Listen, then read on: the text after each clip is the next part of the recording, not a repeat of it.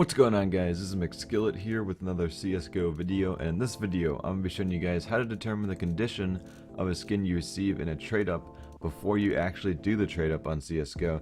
So this is pretty cool because a lot of people thought that the conditions of the skins you put in don't actually affect the outcome skin, but actually they do, and this will show you exactly how they do. And basically someone found an equation to determine this. His name is Lurker, so credit to him, he found the equation to figure out the trade up condition, so I'll have a link to his Reddit profile in the description. But anyway, we're going to be doing a trade up here with all of these FAMAS contrast sprays, but we're actually going to be determining the exact condition of the skin we receive before we actually do the trade up. Alright, so first off you need to understand what float value is. Float value basically determines how much wear a skin has, so the greater the float value, the more worn a skin will be, and the lower the float, the better condition it will be. And some skins have a minimum float value of 0.06 for the factory news, but other skins go all the way down to 0.00. So on most of the skins that are really rare to get factory new, they have this 0.06 factory new limit, because that's why the MP7 whiteout is so expensive, because pretty much all the skins in this collection stop at 0.06.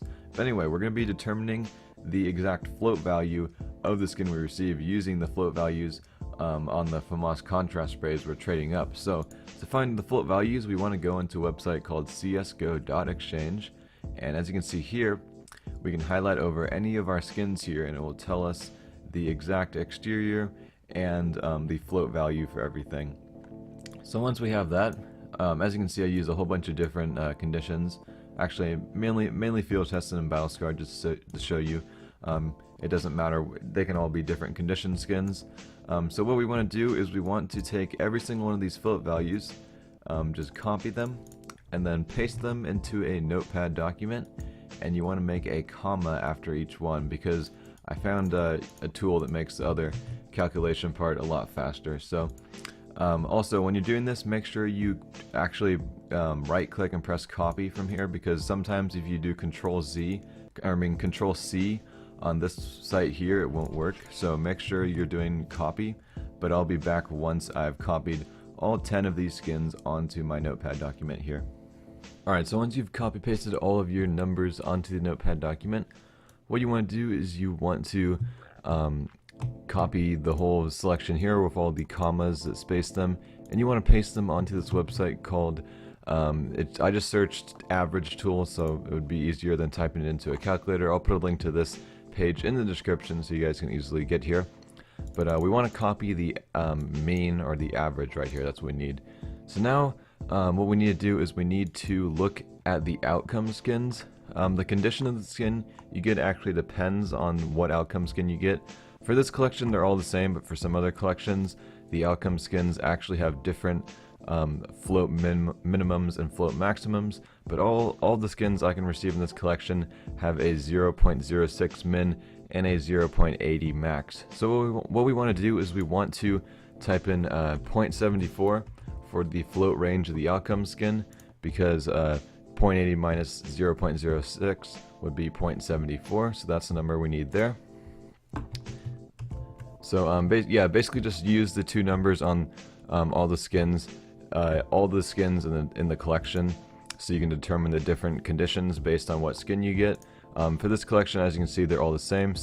A lot of collections have a 0.0 min, so basically the max would be the same as the range of the outcome skin. But anyway, so once you have the float range of the outcome skin, you just want to times it by the average that we copy pasted earlier, and of course the average plus the minimum of the float of the received skin. So the minimum in my collection is a 0.06 min, so add that to this number here, and once we have this equation here, what we want to do is just copy it and then put into a calculator. And you can just copy it into the Windows calculator or whatever. But once we have that, it'll give you this value here. And if you're trying to determine if your skin will be factory new, field tested, the actual condition it says in game, you want to ignore all the numbers but the very first two. So just ignore all the numbers after it if you're just trying to determine if it's factory new or field tested. because these two are the only ones that actually matter when determining that. But you can look on here now. So my skin should be a field tested skin with around the float range here, so almost well worn, but it's still in the field tested range. You can check exactly where your float value fits into like factory new, minimal wear, field tested, well worn, or battle scarred. But anyway, we have our value here, so let's test to see if it actually worked. And I have tested this like 3 other times, and this equation works pretty well. So let me switch back onto the game. Alright, so now that we're back into the game, we can finally do our trade up here. And you will see I should get a field tested skin, and then we can check to see if the float is exactly what we predicted. So as you can see, field tested, just as we predicted using the float values. And if we go back onto the CSGO.exchange and we refresh this, you might have to wait a little bit, because whenever you get a brand new skin, it'll take a bit for the float value to show up. But after it loads in a second, we'll see if the exact float value is what we predicted. I guess I'll try refreshing this again.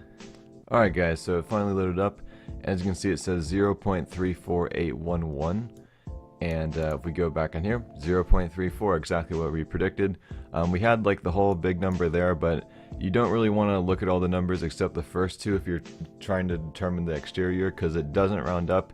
It basically just takes in consideration the first two and ignores the rest of them when it's determining if the skin is field tested or the exact condition. So just make sure to only look at those numbers.